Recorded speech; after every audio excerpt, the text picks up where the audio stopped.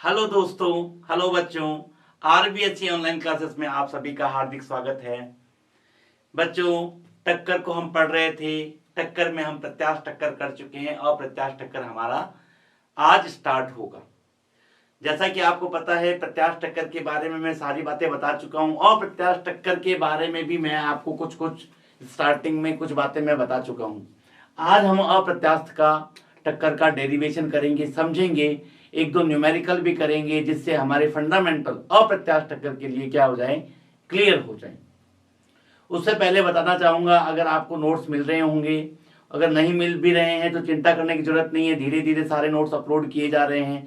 जल्दी ही सारे नोट्स आपको अपनी ऐप में अवेलेबल हो जाएंगे। अगर ऐप डाउनलोड नहीं किया है तो हमारे आरबीएससी ऑनलाइन क्लासेस की ऐप को प्ले स्टोर पे जाके डाउनलोड कर लें, ताकि आपको सारी चीजें टाइम टू टाइम मिलती रहे। चलिए हम स्टार्ट करते हैं अप्रत्यास्थ टक्कर को। अप्रत्यास्थ टक्कर को इंग्लिश में कहते हैं inelastic collision. Sir, inelastic collision क्या होता है? जैसा कि मैं आपको बता चुका हूं, टक्कर दो प्रकार की होती है, प्रत्यास्थ टक्कर और अप्रत्यास्थ टक्कर। प्रत्यास्थ टक्कर वो टक्कर होती है जिसके अंदर ऊर्जा की हानि नहीं होती। किसकी? ऊर्जा। कौन सी ऊर्जा? गतिज ऊर्जा की हानि नहीं होती है। लेकिन अप्रत्यास्थ टक्कर वो होती है जिसके अंदर गतिज ऊर्जा की हानि होती है। किसकी हानि होती है? गतिज ऊर्जा की हानि होती है। ये इंपॉर्टेंट बात इसके अंदर ध्यान रखनी पड़ेगी। गतिज ऊर्जा की हानि होती है। अगर सर गतिज ऊर्जा की हानि होती है तो ये हानि कितनी होती है, इस हानि को कैसे निकाला जाए, आज हम इन सारी चीजों को सीखेंगे कि कैसे गतिज ऊर्जा की हानि होती है। और अगर ये गतिज ऊर्जा की हानि होती है तो ये किस रूप में चली जाती है। ये ध्वनि ऊर्जा, प्रकाश ऊर्जा, इन ऊर्जाओं के रूप में ये क्या हो जाती है, चली जाती है। क्योंकि हमें पता है ऊर्जा को ना तो बनाया जा सकता है ना ही नष्ट किया जा सकता है, केवल उसका क्या किया जा सकता है, रूपांतरण किया जा सकता है। तो चलिए हम आज इसको स्टार्ट करते हैं, अप्रत्यास्थ टक्कर। सबसे पहले अप्रत्यास्थ टक्कर के अंदर ये समझिए अप्रत्यास्थ टक्कर होती क्या है। अप्रत्यास्थ टक्कर में क्या होती हैं, दो वस्तुएं हैं। मान लो m द्रव्यमान की एक वस्तु है और m द्रव्यमान की दूसरी वस्तु है। इसको m1 मान लेता हूं, इसको m2 मान लेता हूं, और ये दो वस्तुएं मान लेता हूं आपस में टकराती है। तो जब ये आपस में टकराती है तो ये एक दूसरे पे क्या लगाती है, बल लगाती है। और इस बल लगाने के दौरान थोड़ी सी इसकी आकृति में बदलाव आ जाता है। थोड़ी सी इसकी आकृति में क्या हो जाता है, बदलाव आ जाता है। क्योंकि जब ये वस्तुएं इस पे बल लगाती है तो इसकी आकृति में थोड़ा सा बदलाव आ जाता है। थोड़ा सा आकृति में क्या आ जाता है, थोड़ा सा क्या हो जाता है, बदलाव आ जाता है। जब थोड़ा सा आकृति में बदलाव आ गया, इसका मतलब वहां पर कुछ ना कुछ ऊर्जा की क्या हो गई है, हानि हो गई है। क्या हो गई है, हानि हो गई है। और वो ऊर्जा की हानि किस में चली जाती है, ध्वनि ऊर्जा में, प्रकाश ऊर्जा में, ऊष्मा ऊर्जा में परिवर्तित हो जाती है। हम अपने डेली लाइफ में जो भी टक्कर देखते हैं वो अप्रत्यास्थ टक्कर ही होती है। हम यहां पर बात करेंगे एक विमीय अप्रत्यास्थ टक्कर, जो हमारे कोर्स के अंदर है। एक विमीय अप्रत्यास्थ टक्कर, सबसे पहला अप्रत्यास्थ टक्कर के अंदर जो इंपॉर्टेंट बातें हैं वो आपको ध्यान रखनी है। अप्रत्यास्थ टक्कर के अंदर इंपॉर्टेंट बात, पहली बात ये ध्यान रखना कि सबसे पहले इसमें कोई बाह्य बल नहीं लग रहा, कोई बाह्य बल नहीं लग रहा। ये बल भी आंतरिक है और ये बल भी आंतरिक है। अगर मैं इसको पूरा एक निकाय मान लूं तो इस पर लगने वाला कुल बल कितना है, बाहर से कोई बल लग रहा है क्या? जितना F इधर है उतना ही F इधर है, तो कुल बल इस पे कितना हो गया है सर? कुल बल तो इस पर 0 हो गया है। अगर कुल बल इस पर 0 हो गया है, बाह्य बल नहीं लग रहा है, तो मेरी बात सुनना, निकाय का संवेग क्या रहेगा, संरक्षित रहेगा। तो पहली इंपॉर्टेंट बात, इसके अंदर संवेग क्या रहता है, संवेग किसका, निकाय का होता है। हमेशा निकाय का संवेग क्या रहता है, संरक्षित रहता है। क्या रहता है, संरक्षित रहता है। इंपॉर्टेंट बात ये समझिए। दूसरा, यहां पर गतिज ऊर्जा में क्या हो जाती है, हानि हो जाती है। गतिज ऊर्जा में क्या हो जाती है, हानि हो जाती है, क्योंकि टक्कर के दौरान वस्तुओं की शेप में थोड़ा सा बदलाव आ जाता है। वस्तु की शेप में थोड़ा सा क्या हो जाता है, बदलाव आ जाता है। थोड़ा सा एकदम बदलाव आ जाता है। और इस बदलाव के कारण उसके ऊष्मा की क्या आती है, हानि होती है, ऊर्जा की हानि हो जाती है। तो यहां पे ये मानना है कि गतिज ऊर्जा की हानि होती है, गतिज ऊर्जा संरक्षित नहीं रहती, गतिज ऊर्जा संरक्षित नहीं होती, इसका मतलब नहीं रहती है, इसका मतलब गतिज ऊर्जा में क्या होती है, हानि होती है। सर क्या होती है, हानि होती है। तीसरी इंपॉर्टेंट बात, तीसरी इंपॉर्टेंट बात, टक्कर के पश्चात, टक्कर के पश्चात दोनों वस्तुएं एक साथ, टक्कर के पश्चात दोनों वस्तुएं एक साथ एक कॉमन वेग से, वस्तु एक साथ एक ही वेग से, एक ही वेग से गति करेगी, एक ही वेग से गति करेगी। ये इंपॉर्टेंट बात याद करनी है, क्योंकि टक्कर के पश्चात वस्तुएं आपस में चिपक जाती है।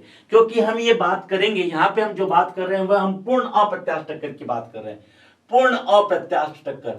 और आपको याद है पूर्ण अप्रत्यास्थ टक्कर के लिए प्रत्यावस्थान गुणांक का मान कितना बताया था, प्रत्यावस्थान गुणांक का मान कितना बताया था, E बराबर 0। और अगर आपको E का फॉर्मूला याद है और अगर नहीं याद है तो हमारे टक्कर के पहले वीडियो को जाके देख लीजिए, जहां मैंने बताया था V2 minus V1 upon U1 minus U2, ये फॉर्मूला लिखाया था, ये बताया था फॉर्मूला, अलगाव का वेग बट्टा सामीप्य का वेग, अलगाव का वेग बट्टा सामीप्य का वेग, अलगाव का वेग बट्टा सामीप्य का वेग, ये मैंने बताया था आपको।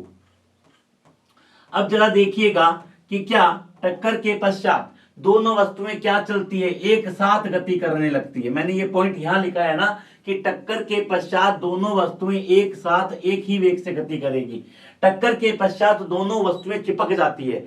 पूर्ण अप्रत्यास्थ टक्कर में, पूर्ण अप्रत्यास्थ टक्कर में टक्कर के पश्चात दोनों वस्तुएं एक दूसरे से क्या हो जाती हैं, चिपक जाती हैं और दोनों एक समान वेग से गति करती है, इस वेग v से। मान लो ये वेग कुछ भी हो सकता है पर दोनों का वेग क्या रहेगा, समान रहेगा। अब जब दोनों का वेग समान होगा तो क्या v2 माइनस v1 का मान कितना हो जाएगा, दोनों का वेग समान है, इसका भी v है इसका भी v है, तो v2 माइनस v1 कितना हो जाएगा, 0 होगा या नहीं होगा बताओ। और अगर ये 0 हो गया तो E का मान कितना हो जाएगा, 0 हो जाएगा। ये बात मैं वहां पे बता के आया था, ये बात बताया कि आया था कि पूर्ण अप्रत्यास्थ टक्कर के लिए E का मान 0 होता है। तो अगर E का मान 0 है तो हमें पता चल जाएगा कि ये पूर्ण अप्रत्यास्थ टक्कर है। उम्मीद कर रहा हूं बात एकदम अच्छी तरीके से क्लियर हो रही होगी, एकदम अच्छी तरीके से क्लियर हो रही होगी। देखो ऐसी चीजें हम बहुत तरीके से देख सकते हैं।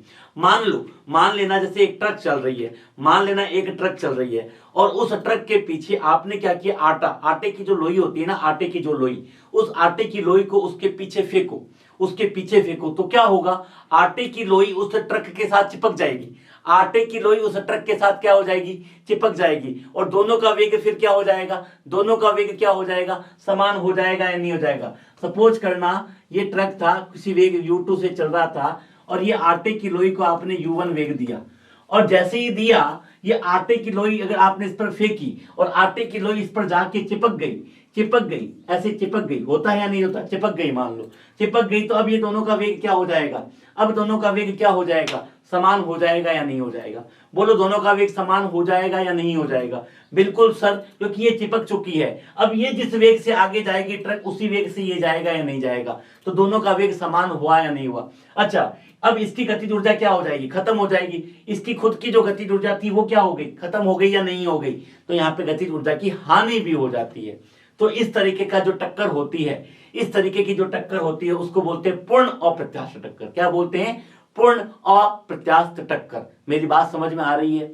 चलिए अगर नहीं भी आ रही है तो अभी डेरिवेशन कंप्लीट करूंगा, हर बात आपको एकदम क्लियर हो जाएगी, क्योंकि हम पहले से ही वादा करता आ रहा हूं, बेसिक से एडवांस, स्टार्टिंग से लेके एंड तक मेरी सारी बातों को सुनिएगा, हर चीज को ध्यान दीजिएगा। मैं वादा करता हूं आपको सारी बातें समझ में आने वाली है।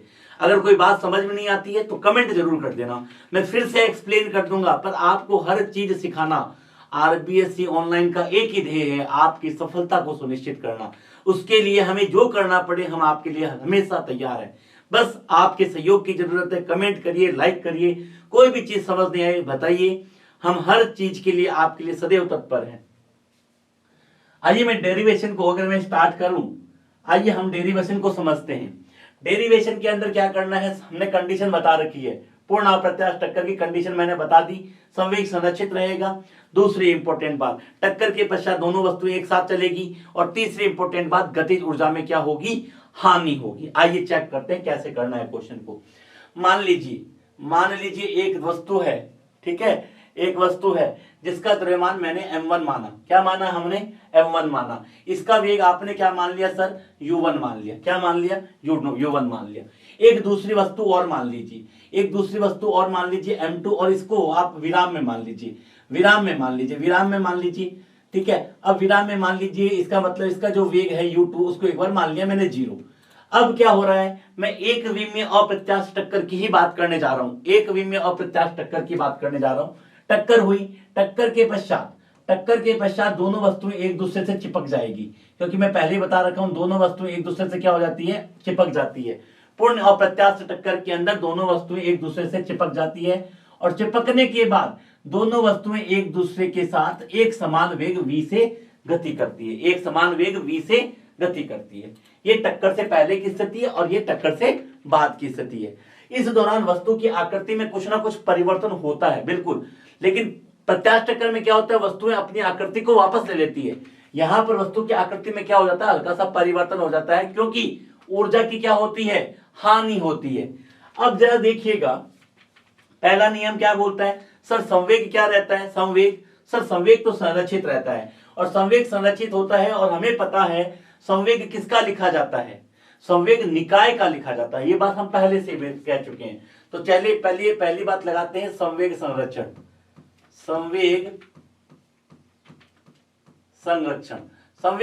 क्या कहता है, संवेग संरक्षण यह कहता है कि टक्कर से पहले का संवेग बराबर टक्कर से बाद का संवेग। आइए इसके बात करते हैं, संवेग संरक्षण लगाइए, m1 u1 plus m2 into 0 बराबर m1 plus m2 into v। संवेग संरक्षण के बहुत सारे क्वेश्चन हम कर चुके हैं न्यूटन की गति के नियम में भी। अगर आपको ऐसे कुछ क्वेश्चंस देखने हैं तो आप न्यूटन की गति के नियम में जाके वीडियो को प्लेलिस्ट से देख सकते हो, और वहां पे संवेग संरक्षण के बहुत सारे क्वेश्चंस करवाए गए हैं, वो भी आप वहां पे कर सकते हो। चलिए, m1 u1 plus 0 is equal to m1 plus m2 into v। तो यहां से v का मान क्या निकल के आ गया, m1 upon m1 plus m2 into u1। आ गई बात समझ में। इस फॉर्मूले को भी ध्यान रख सकते हैं, और यहां से एक फॉर्मूला एक और यहाँ पे ध्यान रखते हो, v upon u1 is equal to m1 upon m1 plus m2। जरूरत पड़ने पे हम इसको भी यूज कर सकते हैं। कहां से निकाल के लाया, v अपॉन u1 बराबर m1 plus m2 into u1। ठीक है, ये वाली बात समझ में आ गई सर। इसके बाद सर क्या होता है, इसके बाद जो होता है कि वो होता है गतिज ऊर्जा में हानि। अब गतिज ऊर्जा में हानि हुई है, यानी कि टक्कर से पहले की गतिज ऊर्जा और टक्कर के बाद की गतिज ऊर्जा का जो अंतर आएगा वही क्या होता है, गतिज ऊर्जा की हानि। अगर मैं कहता हूं टक्कर से पहले गतिज ऊर्जा 100 थी और टक्कर के बाद गतिज ऊर्जा 50 हो गई, तो हानि कितनी हुई, पहले की 100 माइनस 50 की हुई। तो चलिए गतिज ऊर्जा देखते हैं। सबसे पहले देखिए प्रारंभिक गतिज ऊर्जा, टक्कर से पहले गतिज ऊर्जा कितनी थी, ये देखिए, half m1 u1 square plus half m2 into 0 का होल स्क्वायर, यानी कि टक्कर से पहले गतिज ऊर्जा थी हाफ m1 u1 स्क्वायर। और अगर मैं पूछूं टक्कर के बाद गतिज ऊर्जा के फाइनल, टक्कर के बाद की गतिज ऊर्जा के फाइनल, सर ये क्या हो जाएगी, ये हो जाएगी आपकी half m1 plus m2 into v square. बोलो हाँ है ना, क्योंकि टक्कर के बाद दोनों वस्तुएं जुड़ चुकी है, तो दोनों का द्रव्यमान m1 प्लस m2 हो जाएगा, और दोनों का जो सामान्य वेग, कॉमन वेग है, वनिष्ठ वेग है, वो कितना हो गया, v हो गया, v स्क्वायर हो गई। ठीक है, इक्वेशन 1 मान लें, इसको इक्वेशन 2 मान लें। और चूंकि अप्रत्यास्थ टक्कर है तो गतिज ऊर्जा में हानि होगी, तो गतिज ऊर्जा में हानि को क्या लिखोगे, डेल्टा के, गतिज ऊर्जा प्रारंभिक माइनस गतिज ऊर्जा अंतिम लिखेंगे, बिल्कुल सर लिखेंगे। तो चलिए प्रारंभिक गतिज ऊर्जा कितनी है, half m1 u1 square minus half m1 plus m2 into v square. क्या कीजिए, यहां से v का मान अगर मैं यहां रख दूं, ध्यान दीजिएगा, यहां से v का मान मैं यहां रख देता हूं, तो देखिए क्या बन रहा है, half m1 u1 square minus half m1 plus m2।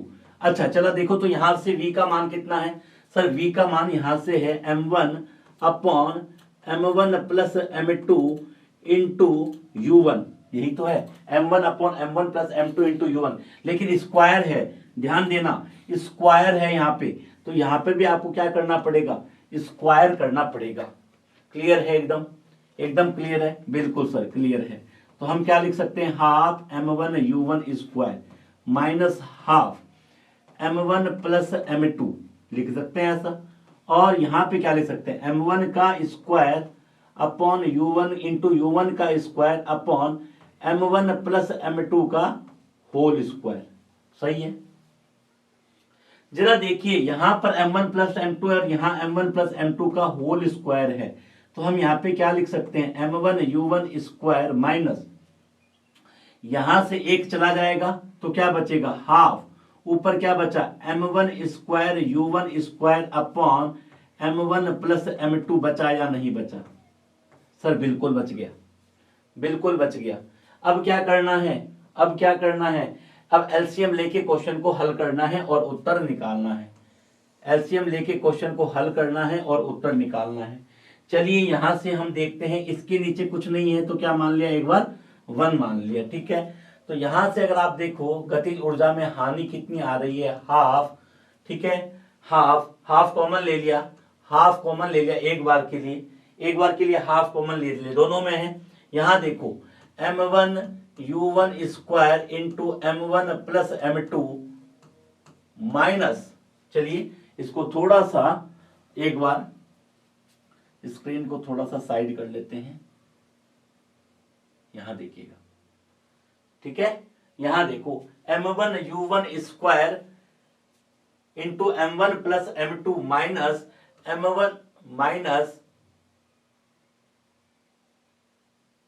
Minus minus क्या लिखोगे आप, m1 square u1 square upon m1 square u1 square upon m1 plus m2, ठीक है, कोई दिक्कत वाली बात किसी भी स्टेप में नहीं सर, बिल्कुल क्लियर है। तो चलिए देखते हैं, हाफ अगर ध्यान से देखें तो क्या निकल के आ रहा है, ये आएगा तुम्हारा m1 square into u1 square plus m1 into m2 into u1 square minus m1 square u1 square upon m1 plus m2। बिल्कुल सर बात समझ में आ रही है, बिल्कुल सर बात समझ में आ रही है एकदम अच्छे से।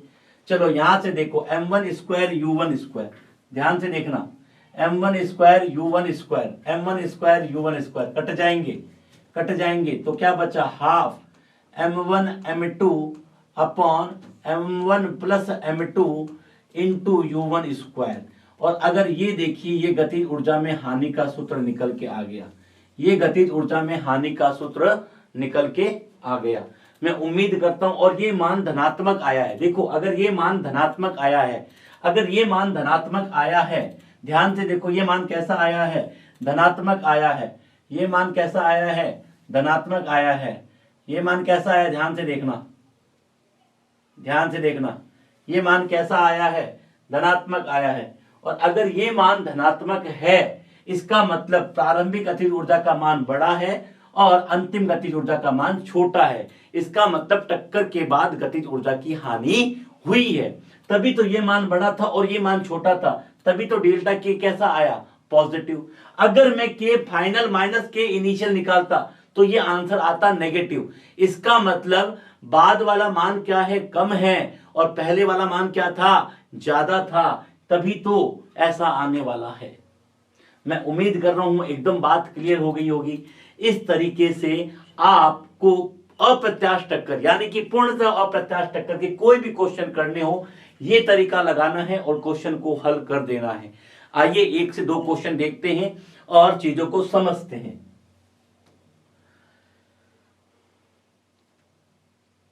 चेक करो क्वेश्चन क्या दे रहा है। क्वेश्चन दे रहा है कि एक जो रेलवे का डब्बा है, रेलवे के जो बॉक्स होते हैं ना, रेलवे छुक छुक छुक छुक छुक वो चलती है ना पटरियों पर, जो चलती है पटरियों पे, हाँ वो वाला, बच्चों वाला रेल नहीं, बड़ों वाली, जिसमें आप लोग बैठ के जाते हैं एक जगह से दूसरी जगह। नानी घर जाते हो, नानी घर कैसे जाते हो, उसके अंदर बैठ के जाते हो। हाँ कुछ लोग कह रहे हैं बस से भी जाते हैं, ठीक है, हम ट्रेन की बात कर रहे हैं। ये देखो एक ट्रेन का डब्बा है, इसका वेट कितना दे रखा है, मास कितना दे रखा है, 9000 केजी। और एक दूसरा डब्बा है जो विराम में, ठीक है, विराम में इसका भी मास कितना है, 9000 केजी है। ये 36 किलोमीटर प्रति घंटा की रफ्तार से आया, 36 किलोमीटर प्रति घंटा की रफ्तार से आया, और इसके साथ क्या हो गया, टक्कर किया। किसके साथ, इसके साथ टक्कर किया, और टक्कर के बाद दोनों क्या करने लगे, एक समान वेग से गति करने लगे। किससे गति करने लगे, एक समान वेग से गति करने लग गए सर, एक समान वेग से गति करने लग गए। देखते ही बात समझ में आ गई कि सर अगर एक समान वेग से गति करने लग गए तो यह कहीं ना कहीं पूर्ण अप्रत्याशित टक्कर है। पूर्ण अप्रत्याशित टक्कर में यही कंडीशन बताई थी सर ने, दिमाग के अंदर तुरंत आ जाना चाहिए। और अगर ये पूर्ण अप्रत्याशित टक्कर है तो इसके अंदर क्या होने वाला है, पहला संवेग संरक्षण, दूसरा गतिज ऊर्जा की हानि। बिल्कुल सही पकड़ा आपने, गतिज ऊर्जा की हानि। तो मैं आपसे पूछता हूं, मुझे गतिज ऊर्जा की हानि निकालनी है। कुछ नहीं करना, अभी वैसे फॉर्मूला लिखा के आए, या तो डायरेक्ट वो फॉर्मूला लगा लो या हम इसको सॉल्व करके देखते हैं। पहले मैं आपसे पूछता हूं, इस v का मान निकाल के बताओ कि टक्कर के बाद अगर ये दोनों एक वेग से चलेंगे तो इस वेग का मान निकाल के बताओ। तो आपने बोला कुछ नहीं सर, सबसे पहले आपने क्या सिखाया, आपने ये सिखाया संवेग संरक्षण, m1u1 plus m2u2 is equal to m1 plus m2 into v। मैंने कहा बिल्कुल ऐसा सिखाया था, बिल्कुल सिखाया था, कोई दिक्कत नहीं है सर। चलिए सर m1 कितना है, 9000 केजी इंटू u1 का मान 36 किलोमीटर पर आवर है। किलोमीटर प्रति घंटा को मीटर पर सेकेंड में बदलिए, क्योंकि ऐसा यूनिट क्या होती है, वेग की ऐसा यूनिट क्या होती है, मीटर पर सेकेंड। तो मीटर पर सेकेंड में बदलिए इसको। अगर नहीं आता है तो सीख लो, अगर किसी किलोमीटर प्रति घंटा को मीटर पर सेकेंड में बदलना है तो 5/18 से गुणा कर दो। किससे, 5/18 से। अगर किलोमीटर प्रति घंटा को मीटर पर सेकेंड में बदलना है तो 5/18 से गुणा कर दो। तो कितना हो गया सर, 10 मीटर पर सेकेंड। और अगर उल्टा है कि मीटर पर सेकेंड में दे रखा है और किलोमीटर पर घंटे में बदलना है तो 18/5 से गुणा कर दो, 18/5 से गुणा कर दो। तो चलिए मैं इसको 36 को गुणा कर लेता हूं 5/18 से, तो ये मीटर पर सेकेंड में बदल गया।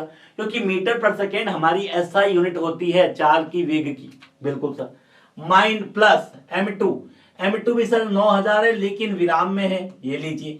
टक्कर के बाद दोनों साथ हो गए, मिल गए, लड़ाई करी, लड़ाई करने के बाद दोनों के बीच क्या हो गई, दोस्ती हो गई, और दोनों एक साथ घूमने चले गए। ये लोग एक साथ घूमने चले गए। तो सर एक साथ घूमने चले गए तो इनका वेग निकालो। ये सर निकाल लेते हैं वेग। 18 दूना 36, कितना हुआ, 9000 इंटू 10 प्लस 0 प्लस 18,000 इंटू भी। बोलो हाँ या ना सर, एकदम आसान है। वाह सर मजा आ गया। 9000 इंटू 10 कितना हो गया, 90,000। ओहो ये लीजिए 90,000। गुणा नहीं आती है मुझे, तुम्हें आती है क्या, बताओ, सही है ना, ठीक है। 18,000 इंटू वी, तो v बराबर कितना हो गया, जल्दी से बताओ, 18,000 हो जाएगा या नहीं हो जाएगा सर। 18×5 90, 5 मीटर पर सेकेंड, 5 मीटर पर सेकेंड। बोलो मजा आया। यानी कि इसका मान कितना निकल के आ गया, 5 मीटर पर सेकेंड। सर कॉमन वेग हमने निकाल लिया। अब आपसे क्वेश्चन पूछेगा कि गतिज ऊर्जा में हानि निकालो। कुछ नहीं करना, प्रारंभिक गतिज ऊर्जा निकाल लो, टक्कर से पहले की और टक्कर के बाद की गतिज ऊर्जा निकाल लो। चलो इस क्वेश्चन को कर लेते हैं। प्रारंभिक गतिज ऊर्जा कैसे निकालोगे, half m1u1 square, half m1u1 का मान कितना होगा 36, 10 का स्क्वायर, और इसकी गतिज ऊर्जा तो कितनी लिखी जाएगी, 0, क्योंकि इसका वेग कितना है 0। बताओ प्रारंभिक गतिज ऊर्जा पता चली कितनी आई सर, कितनी आई 9000 इंटू 100/2 कितना हो गया सर 250, 9×5 = 45, 4 0 दे दो सर। अरे बोलो हाँ या ना, 1 2 3 4 पक्की बात सर, ठीक है इतना जूल आ गई सर। जूल में आती है ना, गतिज ऊर्जा की इकाई क्या होती है, जूल होती है। चलो अंतिम गतिज ऊर्जा देखो, अंतिम गतिज ऊर्जा हाफ m1 + m2 × v²। टक्कर के बाद कितना है, दोनों जुड़ गए, m1 + m2 कितने हो गए 18000 × v², v का स्क्वायर यानी कि 5 का स्क्वायर कितना हो गया 25, 25 यानी कि यहां से घटाओ ये आ जाएगा 9000, और 9000 को 25 से गुणा कर दो कितना होता है 25 × 225, 225 यहाँ आ गई 2,25,000, ये आ गई 4,50,000। कौन बड़ा है, प्रारंभिक गतिज ऊर्जा बड़ी है, अंतिम गतिज ऊर्जा छोटी है, तो अंतर कितना आ गया, अंतर आ गया 4,50,000। 4,50,000 में 2,25,000 माइनस कर दो, 2,25,000 माइनस कर दो, कर दिया क्या, ये कितना आया 5, 5 ठीक है, 4 में 2 गया 2, ठीक है, ये लो गया 2,25,000 ऊर्जा की हानि हो गई, 2,25,000 जूल ऊर्जा की हानि हो गई। उम्मीद कर रहा हूं बात समझ में आ गई होगी, मजा आया, एकदम आसान। इस तरह के ही क्वेश्चन आने वाले हैं, एक क्वेश्चन लेके और देखते हैं क्या करना है। यहाँ देखो एक 0.50 kg का द्रव्यमान है, इसका वेग 2 मीटर/सेकेंड है, एक 1 kg है, ये विराम में है, और दोनों के बीच टक्कर हुई और टक्कर के बाद दोनों एक साथ मिल गए और v वेग से गति करने लगे। क्या करना है सर, एकदम आसान। जब दोनों मिल के जा रहे हैं, दोनों मिल के जा रहे हैं, कौन से टक्कर है, अप्रत्यास्थ टक्कर है, पूर्ण अप्रत्यास्थ टक्कर है। बिल्कुल सर, हमें पहचान में आने लग गया है कि ये पूर्ण अप्रत्यास्थ टक्कर है। और अगर ये पूर्ण अप्रत्यास्थ टक्कर है तो सर आपने क्या बताया, पहला स्टेप सर संवेग संरक्षण समझाया आपने। मैंने कहा ये लो सर संवेग संरक्षण बताओ, आपने बोला सर 0 m1u1 + m2u2 बराबर m1 + m2 × v। बोलो हाँ या ना, यहाँ से v निकालना है, टक्कर के बाद का वेग। सर एकदम आसान बना दिया, अब तो ये हलवा हो गया हमारे लिए। 0.50 × 2 प्लस इसका मान 1 है × 0 है, दोनों जुड़ गए तो कितना हो गया 1.50 × v। सर v का मान कितना हो गया, v का मान चेक करेंगे, 0.50 का मतलब 1/1.50। बोलो हाँ या ना, 1 0 उड़ा दो, 0 50 × 100 50 150, 2/3 मीटर/सेकेंड। ये इसका कॉमन वेग आ गया, कितना आ गया 2/3 मीटर/सेकेंड। बोलो मजा आया, मजा। ऐसे ही करना है हमेशा हर क्वेश्चन के अंदर।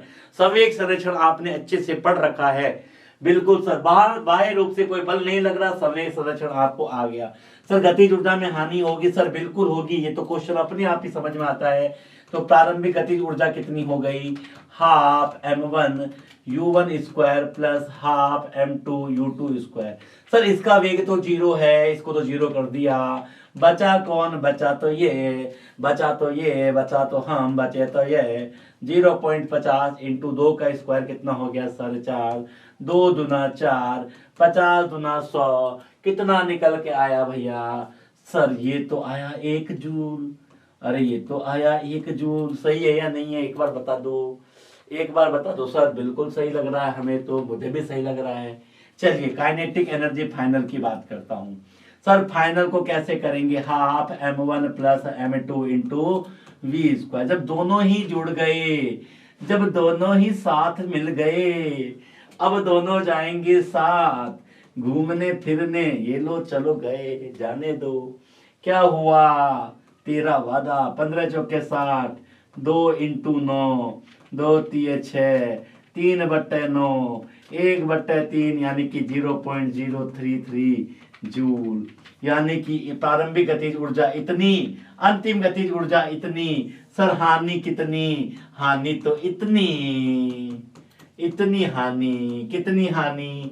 1 में से 0.33 घटा दो, लगभग 0.666 या आप 0.67 जूल बोल सकते हो। इतनी ऊर्जा की हानि हो गई। उम्मीद करता हूं कि आपको ये पूरा टक्कर वाला पार्ट समझ में आ गया होगा। हमारे टक्कर के सारे वीडियो को एकदम सीक्वेंस में देख लो, ऐसा कोई भी क्वेश्चन नहीं होगा जो आपसे हो नहीं पाएगा। मैंने हर चीजों को बेसिक से एडवांस लेवल तक डिटेल में एक्सप्लेन किया है। आप सारी चीजों को लाइन से देखें। टक्कर के इस भाग को हम यहीं खत्म करेंगे। अगला जो टॉपिक होगा हमारा एनर्जी होगा, हम उसके बारे में बात करेंगे। उम्मीद करता हूं आपको सारी बातें समझ में आ गई होगी। अगर आ गई है तो हमारा वीडियो लाइक करें, कमेंट करना ना भूलें और ज्यादा से ज्यादा अपने दोस्तों में शेयर करें ताकि ज्यादा से ज्यादा लोगों को इस चीज का बेनिफिट मिल सके। Thank you guys, wish you all the best.